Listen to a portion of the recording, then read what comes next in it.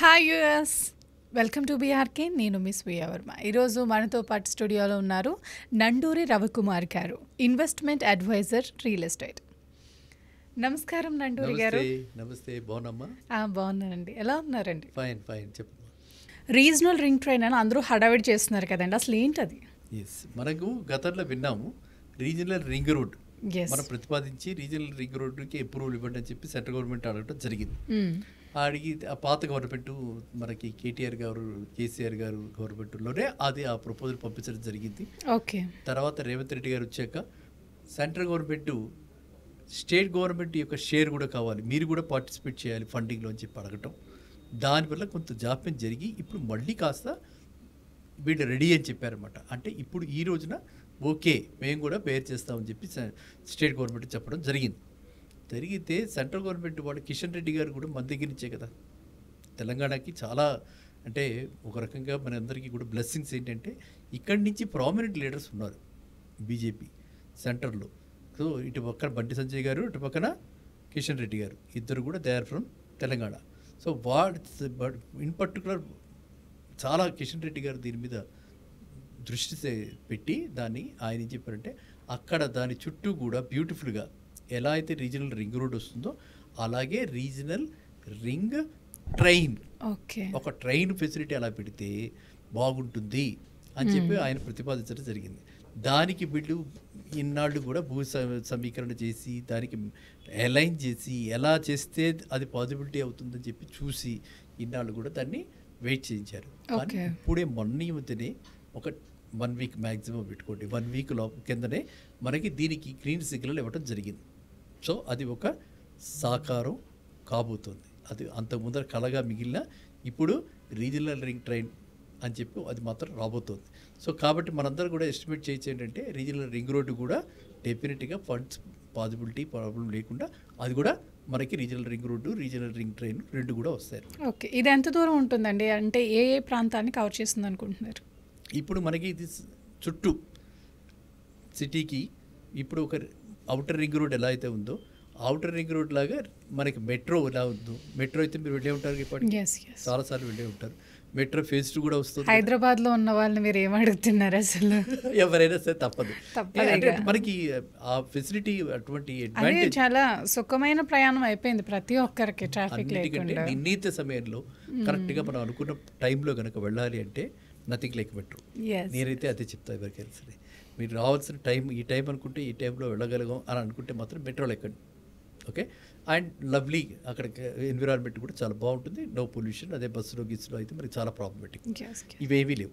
So అదే విధంగా ఎలా మనం ఎంజాయ్ చేస్తున్నాం అదే విధంగా ఇది 370 కిలోమీటర్స్ ఒక సర్కిల్ రూపంలో 370 అవుట్ ఆఫ్ సిటీ మొత్తం టచ్ చేస్తూ, అంటే మనకి ఇప్పుడు వికారాబాదు, షాద్ నగర్ వైపు నుంచి ఈ విధంగా అన్ని మేడ్చల్ నుంచి ఈ విధంగా రీజనల్ రింగ్ రోడ్ చుట్టూ కూడా మనకి ఈ కనెక్టివిటీ మనకు వస్తుందన్నమాట.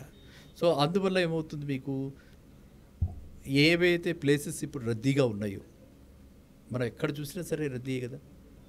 ఎక్కడ చూసినా సరే, ఏ లింగంపల్లి దగ్గరికి వెళ్ళినా లేకపోతే ఇటువైపు ఎల్బీ నగర్కి వెళ్ళినా, ఏ టెర్మినల్ పాయింట్ దగ్గరికి వెళ్ళినా, ఎక్కడికి వెళ్ళినా మనకి చాలా రద్దీగా ఉంటుంది. అలా రద్దీగా ఉండకుండా కొంచెం ట్రాఫిక్ ఈజీ అవుతుంది. ఇది మెయిన్. అది మన పాసింజర్ ట్రాఫిక్ కంటే ఎక్కువగా మనం చూసుకోవాల్సింది. ఇది వచ్చిన తర్వాత మన లగేజ్ ఉన్నాయి కదా, కొన్ని వెజిటబుల్స్ ఇలాంటివన్నీ ఉన్నాయి కదా, అవన్నీ కూడా ఫాస్ట్గా సిటీ లోపలికి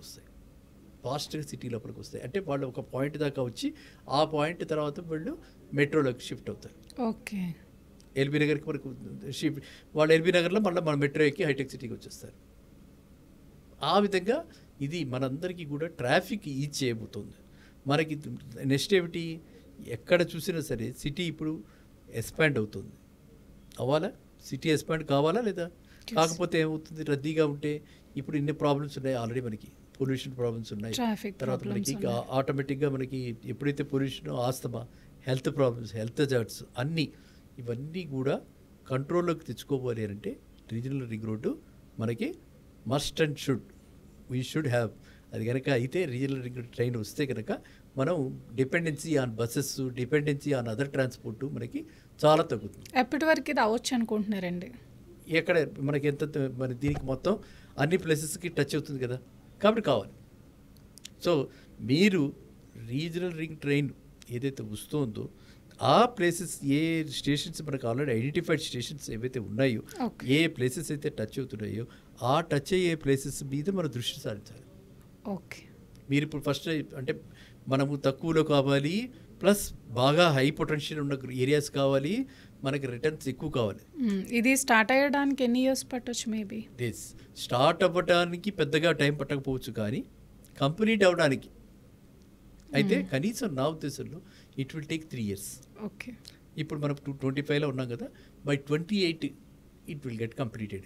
ఆ టైంకే మనం 28-29 కల్లా ఈ రీజనల్ రింగ్ రోడ్ కూడా ఒక షేప్కి వస్తుంది, ఇది కూడా అప్పటికల్లా అయిపోతుంది. సో 28-29కి అంటే మనం ఎందుకు దీని గురించి చెప్పుకుంటున్నాం, అందరూ ఆనందిస్తున్నాం ఎందుకు ఫస్ట్ బేసిక్గా ఎందుకంటే ఏదైనా సరే రియల్ ఎస్టేట్ ఇన్వెస్ట్మెంట్ అంటే ఎన్నేళ్ళు ఉండాలి? Real estate investment long term investment, minimum 5 years పెట్టుకోవాలి. అర్థమైందా? ఇవాళ పెట్టాను 6 నెలల్లో డబల్ అయిపోవాలి, ఇవన్నీ రియల్ ఎస్టేట్లో కుదరవు. రియల్ ఎస్టేట్లో అవి అయ్యే పనులు కాదు, ఊర్లీ కథలు చెప్తారు కదా. కానీ నిజం ఏంటంటే real estate is for long term. మీరు ఇవాళ ఒక దగ్గర ఇన్వెస్ట్ చేస్తే ఒక 5-10 years దాకా దాని మీద అలా మనం దృష్టి పెట్టుకుంటుంటే మంచి రిటర్న్స్ వస్తాయి. ఏదో రావచ్చు 20%, 25% 1 yearలో వచ్చేస్తుంది, 3 yearsలో డబల్ అవ్వచ్చు అంతే. కానీ మంచి real returns. For example Kukatpally దగ్గర 1000 రూపీస్కి ఆ రోజుల్లో మిథిలా నగర్ ఉండేది. మీరు విన్నారా? ప్రగతి నగరు, మిథిలా నగరు, కుకట్పల్లి JNT దగ్గర నుంచి జస్ట్ 3.5 kilometers. ఆ రోజుల్లో 1000 రూపీస్కి ఇన్ ది ఇయర్ 2002 అలా ఉండేది. ఇప్పుడు లెస్ దాన్ 25 yearsలో అది టచ్ 75,000. ఎక్కడ 1000, ఎక్కడ 75,000 అంటే 75 times. ఏ ఇన్వెస్ట్మెంట్ వస్తుంది అలాగా రిస్క్ లేకుండా? 75 times వచ్చింది ఆ రోజుల గ్రోత్. అలా కొండాపూర్లో వచ్చింది, అలా లింగంపల్లిలో వచ్చింది, అలా చాలా ప్లేసెస్లో సిటీలో మనం ఎవ్వరు ఊహించినంతగా అదంతా కూడా వచ్చింది ఆ రోజుల్లో. సో ఇప్పుడు మళ్ళీ అదే కొంచెం శుభసూచకం మనకి రీజనల్ రింగ్ ట్రైన్. నెక్స్ట్ ఈ వర్షాలు ఇవి చూసిన తర్వాత మనకు తెలుస్తుంది ఏంటి, అటు ఆంధ్ర సైడ్ చూస్తే మనకు తెలుస్తుంది కదా, కోస్టల్ లేని మనకి లేదని బాధపడ్డాం కదా. అదేదో మనకి బీచెస్ లేవు, మనకేదో తక్కువైపోయింది ప్రకృతి అందాలని చెప్పి మనం బాధపడ్డామా? ఇప్పుడు అక్కడ ఏమైపోతుంది, తుఫాన్లు వస్తున్నాయి, విపరీతమైన వర్షం, ఒకదాని నుంచి ఇంకోటి, ఒకదాని వెనకాతలు ఇంకోటి. దాంతో కూడా ఇప్పుడు మళ్ళీ తెలంగాణకేసి మగ్గు చూపిస్తున్నారు అనమాట. కొంచెం భయపడుతున్నారు. ఆంధ్రాలో ఇన్వెస్ట్ చేయాలి, కోస్టల్ సైడ్ ఇన్వెస్ట్ చేయాలి అని అంటే ఎక్కడ ఇన్వెస్ట్ చేయాలి? ఎక్కడ ఇన్వెస్ట్ చేసినా ఏదో ఒక రకమైన తీరం ఉంటుంది. నది ఉందా, సముద్రం ఉందా? నది, సముద్రం, అవునా, ఏదో ఒకటి ఉంటుంది. వాటర్ బాడీస్ అయితే ఉంటున్నాయి, అక్కడ ఎక్కువగా ఉన్నాయి. కాబట్టి ఇక్కడ రిస్క్ ఫ్రీ, దాంతో కంపారిజన్ రిస్క్ తక్కువగా ఉంది. కాబట్టి మళ్ళీ తెలంగాణకి కొంచెం వైభవం వచ్చే అవకాశం ఎక్కువగా ఉంది. దానికి తోడు ఈ రీజనల్ రింగ్ ట్రైన్ దీని ప్రభావం రియల్ ఎస్టేట్ మీద ఏమైనా పడే అవకాశం ఉందంటారు? బాగుంటుంది. అది మనకి ఇప్పుడు ఈ రీజనల్ రింగ్ ట్రైన్ కూడా దానివల్ల మనకి ఇంకా బాగుంటుంది. ఆ విధంగా ప్రైసెస్ కూడా ఫాస్ట్గా డెవలప్ అయ్యే అవకాశం. ఇప్పుడు రియల్ ఎస్టేట్ మీద ఏమైనా ప్రభావం పడుతుందంటారా? దీని ప్రభావం డెఫినెట్గా ఖచ్చితంగా పడుతుంది. ఇది ఇప్పుడు బిగినింగ్. ఎప్పటికవుతుంది? 28 ఎండ్కి అనుకున్నాం, అవునా? 28 ఎండ్కి ఇది కనుక సాకారం అయ్యి రీజనల్ రింగ్ ట్రైన్ కనుక మనకు అయిపోతే మన సిటీ ఏదైతే ఉందో అది అప్ టు షాద్ నగర్, ఖచ్చితంగా జడ్చర్ల షాద్ నగర్ దాకా ఖచ్చితంగా మన సిటీ ఎక్స్పాండ్ అయిపోతుంది మన బెంగళూరు హైవేలో. అదేవిధంగా ఇటువైపు పెడితే జహీరాబాద్ దాకా ఎక్స్పాండ్ అయిపోతుంది. కాబట్టి అక్కడ ఇన్వెస్ట్ చేసిన వాళ్ళకి ప్లస్ అవ్వచ్చు. వాళ్ళందరికీ కూడా మినిమం ఈ ఏరియాస్ ఏ పాయింట్స్లో అయితే టచ్ అవుతుందో వాళ్ళందరికీ కూడా ఖచ్చితంగా 3 times, నాట్ ఈవెన్ ట్వైస్, నేను చెప్తాను 3 times ఆ పాయింట్స్ మీద మన కరెక్ట్ అయిన పాయింట్స్లో ఇన్వెస్ట్ చేస్తే ఇవాళ 15,000కి పెడితే వాళ్ళందరికీ కూడా 40,000-45,000 హ్యాపీగా వచ్చేస్తుంది. అంత షార్ట్ టైంలో వచ్చేది ఎక్కడ ఉండదు. కానీ ఈ ప్రాజెక్ట్ టేక్ ఆఫ్ అయిన తర్వాత ఇప్పుడు ఫుల్ కాన్ఫిడెన్స్ వస్తుంది. ఇప్పుడు ఓన్లీ అప్రూవల్ అయింది, రేపు దానికి శంకుస్థాపన అయిపోయి కార్యక్రమం మొదలు పెట్టారంటే ఖచ్చితంగా చాలా చక్కగా రియల్ ఎస్టేట్కి ఆ యొక్క పునర్వైభవం అంటే అంత స్పీడ్ రాకపోయినా ఖచ్చితంగా ఈ రేట్లో బాగా పెరుగుతుంది. 25% మినిమం సంవత్సరానికి పెరగడానికి అవకాశాలు ఎక్కువ ఉన్నాయి. అండ్ మనకి ఇప్పుడు ఉన్నటువంటి ప్రకృతి, మనకున్న ప్రకృతి మనకి ఎక్కువ ఎక్స్ట్రీమ్స్ ఉండవు. తెలంగాణలో ఎక్స్ట్రీమ్స్ ఉండవు. మరీ వర్షం, మరీ ఎండ, మరీ చలి అలా ఉండదు. కాబట్టి మనది ఒక బ్యాలెన్స్డ్ క్లైమేట్. అదైతే అది భగవంతుడిచ్చిన ఒక వరం అంతే కదా, మన చేతిలో లేదుగా, ప్రకృతి మన చేతిలో ఉందా.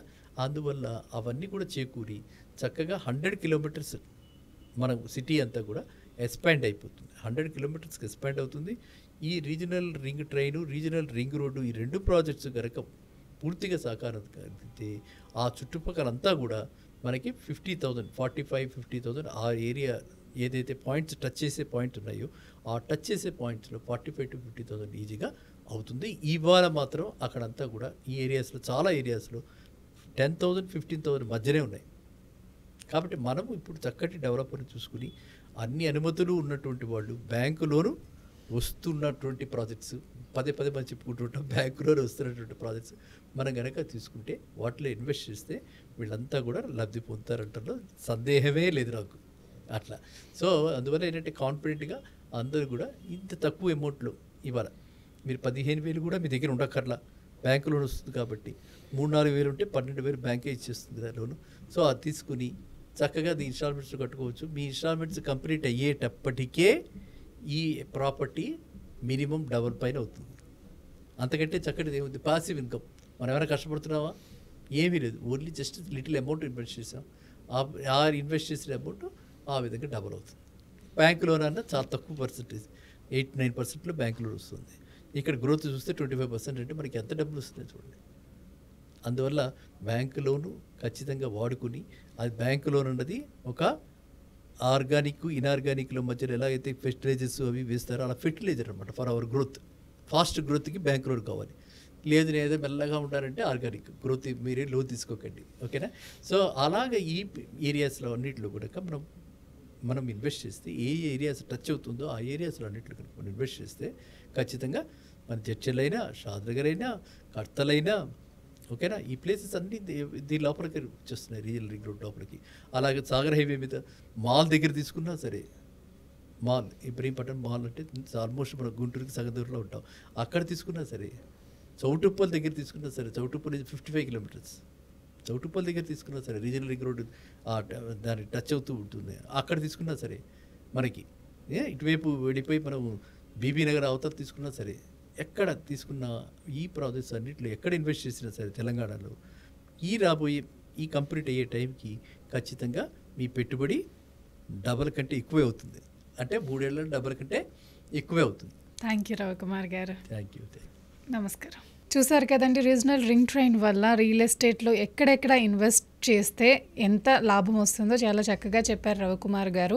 మీరు కూడా ఇన్వెస్ట్ చేయండి, లాభం పొందండి.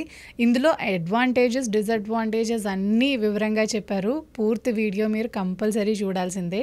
అండ్ ఇలాంటి వీడియోల కోసం మా ఛానల్ని తప్పకుండా సబ్స్క్రైబ్ చేసుకోండి. మీకు ఏమైనా డౌట్స్ ఉంటే కనుక కామెంట్ సెక్షన్లో తెలియచేయండి, మేము దానికి ఖచ్చితంగా సమాధానం ఇస్తాం. లైక్ చేయండి, షేర్ చేయండి, మా ఛానల్ని తప్పకుండా సబ్స్క్రైబ్ చేసుకోండి. నమస్కారం. మళ్ళీ ఇంకొక ఎపిసోడ్తో మళ్ళీ ముందుకు వచ్చేస్తాను.